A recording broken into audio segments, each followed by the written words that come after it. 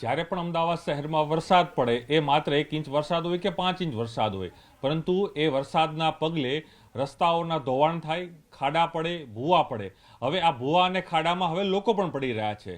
પહેલા તો માત્ર રસ્તા ઉપર ખાડા હતા, પરંતુ હવે એ રસ્તાના ખાડાની અંદર લોકો પડે છે. જોડાયા છે જે ગોતા વિસ્તાર છે ત્યાં રહેતા અમરીશ પટેલ સાથે હું જોડાયેલો છું, જે ગોતા વિસ્તારમાં રહે છે અને તેઓ ખુદ આ ખાડાના ભોગ બન્યા છે. અને તમે જોઈ શકો છો કમરમાં આજે પણ બેલ્ટ બાંધેલો છે. 10 દિવસ થઈ ગયા છે, ઘરમાં બેડ રેસ્ટ છે, અનેક રિપોર્ટો કરાવ્યા છે અને મણકા છે તે ખસી ગયા છે. જોડાયા છે અમરીશ પટેલ. અમરીશ, શું થયું આપને કે આજે આ બેલ્ટ પહેરવાની આપને ફરજ પડી છે અત્યારે? હું 15 દિવસ પહેલાં વરસાદ પડ્યો હતો અને સવારે ઓફિસ જઈ રહ્યો હતો, તો વંદે માતરમ 4 રસ્તા પાસે બાઇક લઈને જઈ રહ્યો હતો. એમાં એક ખાડો આવ્યો, ખાડામાં મારું બાઇક આખું પડી ગયું, હું બી પડી ગયો. એના કારણે મારા મણકાના પાછળનો જે સ્પાઇન છે એ સ્પાઇનના વેનમાં દબાણ આવવાથી મને મારું આખું જમણા પગનું મતલબ જે થાઈનો ભાગ છે એ જકડાઈ ગયો છે. એના કારણે હું છેલ્લા 15 દિવસથી બેડ રેસ્ટ પર છું. અને મેં 10 દિવસ પહેલાં ઘણા બધા એમઆરઆઈ કરાવી, રિપોર્ટ્સ કરાયા, અને એના પછી આ એમઆરઆઈ રિપોર્ટ્સ બી તમે જોઈ શકો છો સ્પાઇનના, થાઈના, વેનના.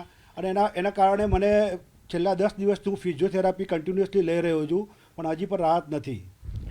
શું કેવું છે કે તમે એક ટેક્સ પેયર તો છો જ, વિસ્તારમાં રહો છો, સૌથી પોસ્ટ વિસ્તાર ગોતા કહેવાય છે, ટેક્સ પેયર છો. વંદે માતરમનો રોડ જે છે તે મુખ્ય રોડ છે. કદાચ અહીં આની પણ પ્રસિદ્ધિ પણ અમદાવાદ શહેરમાં વધુ થતી હોય છે કે વંદે માતરમ રોડ સૌથી ડેવલપિંગ રોડ છે. તો એ ડેવલપિંગનો અને નગરના એક વ્યક્તિ તરીકે તમે ટેક્સ ભરો છો, તો ખરેખર એનું વળતર તમને મળે છે ખરું ત્યારે રસ્તા ઉપર નીકળો ત્યારે? છેલ્લા 12 વર્ષથી અમે વંદે માતરમ વિસ્તારમાં રહીએ છીએ અને 12 વર્ષથી ટેક્સ પે કરીએ છીએ કોર્પોરેશનને. પણ છેલ્લા 12 વર્ષથી વંદે માતરમ વિસ્તારની જે હાલત પહેલાં 12 વર્ષ પહેલાં હતી એવી જ હાલત હાલની સ્થિતિમાં છે, અને એનાથી બી અત્યારે બહુ ખરાબ હાલત થઈ રહી છે વંદે માતરમ વિસ્તારની. તમે જે રહી રહ્યા છો એ સોસાયટીનું નામ શું છે? અપેક્ષા એવન્યુ, ઓશિયા મોલની સામે. ઓકે. અને અહીંયા પણ કંઈક છે કે આસપાસ પણ ખોદકામ ચાલી રહ્યું છે, જે ક્રોસિંગ છે આખું? હા, અહીંયા અપેક્ષા એવન્યુ બહાર ત્યાં ગરનારાનું કામકાજ ચાલી રહ્યું છે, રેલવે અંડર ગરનારાનું. તો ત્યાં બી એટલી બધી ગંદકીના જે થળ જામી ગયા છે, એના કારણે મચ્છરોનો એનો ઉપદ્રવ બહુ વધી ગયો છે, અને ત્યાં લોકો બીમાર પડી રહ્યા છે સોસાયટીમાં આજુબાજુની બી.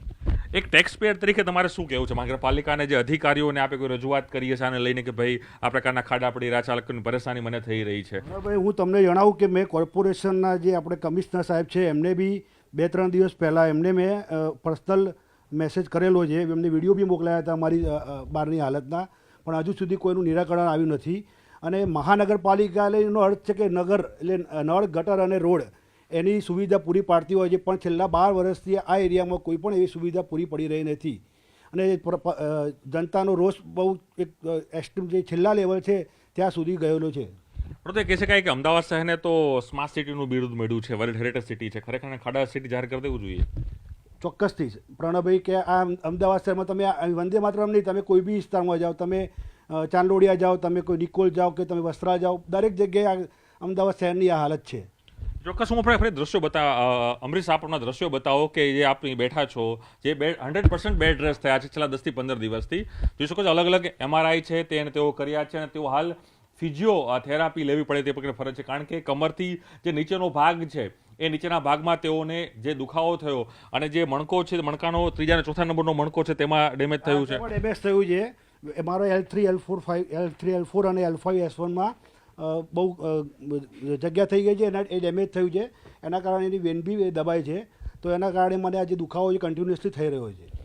કોર્પોરેશન ખરેખર વળતર આપવું જોઈએ. તમે ટેક્સ પેયર કરો છો તો વળતર અપેક્ષા રાખો છો કે કોર્પોરેશન વળતર આપવું જોઈએ? કારણ કે સામાન્ય નાગરિક તરીકે જ્યારે પરેશાની થતી હોય તેની જવાબદારી એ મહાનગરપાલિકાની છે. વળતરની તો અપેક્ષા રાખીએ છીએ, પણ જો કોર્પોરેશન રોડ બનાવીને વળતર આપે એ અમારા માટે સારામાં સારું છે.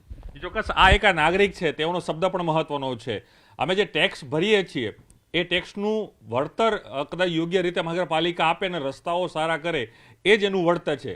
એક જાગૃત યુવાન છે અને એ પણ વાત એક મેસેજ આપી રહ્યો છે, અમારે વળતર નથી જોતું, પરંતુ આપ જે રસ્તાઓ ઉપર ચાલી રહ્યા છો, જે રસ્તાઓ વરસાદના સમય દરમિયાન જે બિસ્માર થાય છે, જે ખાડા નગરી અમદાવાદ શહેર બને છે, તેથી મુક્તિ કઈ રીતે મળે તે પ્રકારની વાત છે. આ સ્થાનિક છે જે અમરીશ પટેલ છે, જે ગોતા વિસ્તારમાં રહે છે. અપેક્ષા કયું એવન્યુ છે આપનું? અપેક્ષા એવન્યુમાં રહે છે, અને ન્યૂઝીલેન્ડ ત્યાં પહોંચી છે. તેના આ ઘરે પણ હજી પણ આ બેડ રેસ્ટ અત્યારે જોવા મળી રહ્યા છે. જોઈ શકો છો અલગ અલગ જે એમઆરઆઈ છે તે એમઆરઆઈ કરી દીધા છે. અને તમામ જે કહી શકાય કે તેની અંદર એ માહિતી આવી રહી છે. છેલ્લા અનેક દિવસોથી તે ફિઝિયોથેરાપી પણ લેવાની તેઓને ફરજ પડી છે. પંકજ, સૌથી મોટી વાત એ પણ છે અહીં કે અમદાવાદ શહેરમાં ઓનલાઈન જે એક ડેટા મળ્યા છે મહાનગરપાલિકા તરફથી, ઓનલાઈન 5,500 જેટલા ખાડા પડ્યા છે. તે પ્રકારની CCRS એટલે જે AMC દ્વારા એક ઓનલાઈન સેવા શરૂ કરાતી, તેમાં આપ આપની જે ફરિયાદ છે તે કરી શકો છો. એ ફરિયાદની અંદર 5,500 જેટલા ખાડા પડ્યા છે. તે પ્રકારની ફરિયાદ માત્ર ઓનલાઈન થઈ છે અને તેને ખાડા પૂરવાનું કામ પણ મહાનગરપાલિકા યુદ્ધના ધોરણે કરી રહી છે અને તેની પાછળ પણ અધધ 20 કરોડ રૂપિયાનો ખર્ચ એ મહાનગરપાલિકા કરી રહી છે.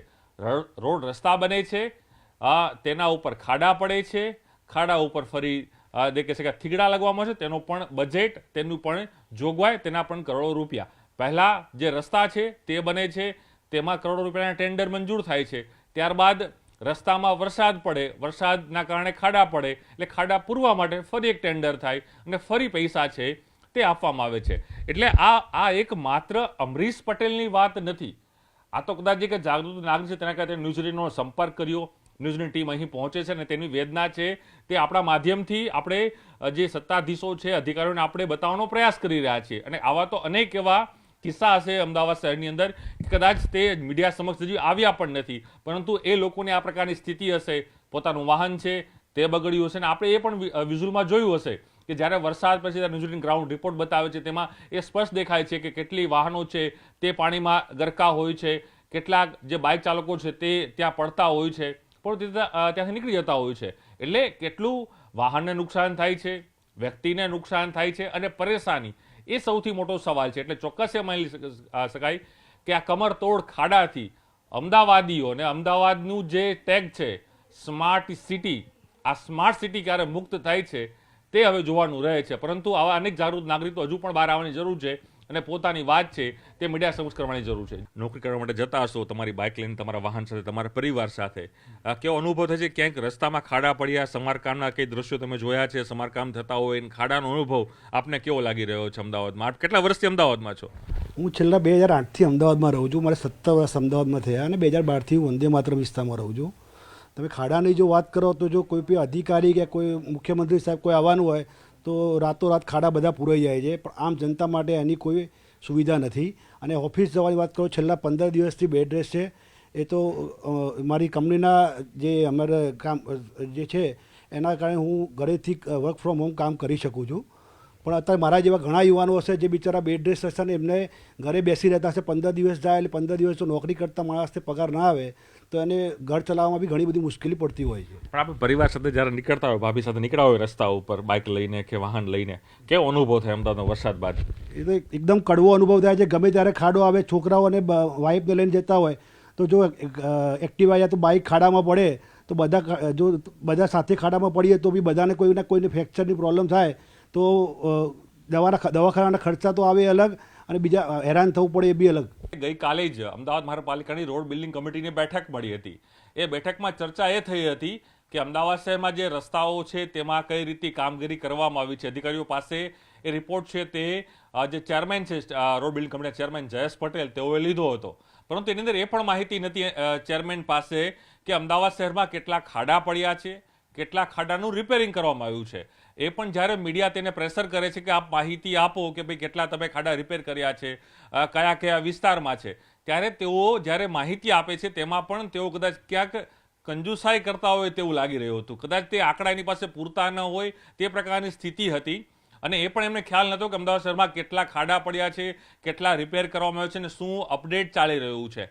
એટલે કદાચ એક સમય એ કહી શકું કે જ્યારે મહાનગરપાલિકા જે રોડ બિલ્ડિંગ કમિટીનો જે કમિટીના ચેરમેન હોય, કમિટીના જે સભ્યો છે, તે કદાચ તે લોકોને અમદાવાદીઓની એની ચિંતા નથી કે અમદાવાદીઓ કઈ રીતે પરેશાન થઈ રહ્યા છે, અમદાવાદીઓ જે રીતે રસ્તા ઉપર જઈ રહ્યા છે, ખાડા કારણે તેઓ લોકોને તકલીફ પડી રહી છે, કદાચ એની ચર્ચા કરવા માટે એક પણ સભ્યે કદાચ પ્રશ્ન નહીં ઉઠાવ્યું હોય, તેના જ કારણે કદાચ ચેરમેન પાસે એ માહિતી ત્યાં ખૂટતી હશે.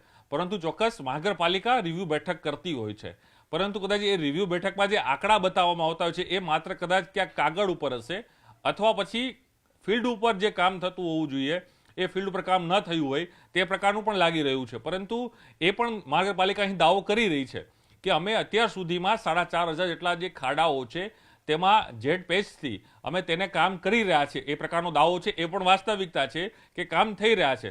પરંતુ સવાલ એ થાય છે કે ખાડા પડે છે કેમ? જો એ રોડ બનતો હોય છે, એ રોડની જે સમય મર્યાદા છે, એ બનાવવાની સમય મર્યાદા, એની જે કહી શકે જાળવણીની મર્યાદા એ કોન્ટ્રાક્ટરની ફિક્સ હોય છે ટેન્ડરની પ્રક્રિયામાં. તો એની સામે શું કાર્યવાહી કરી કોન્ટ્રાક્ટર સામે, એ સવાલ છે.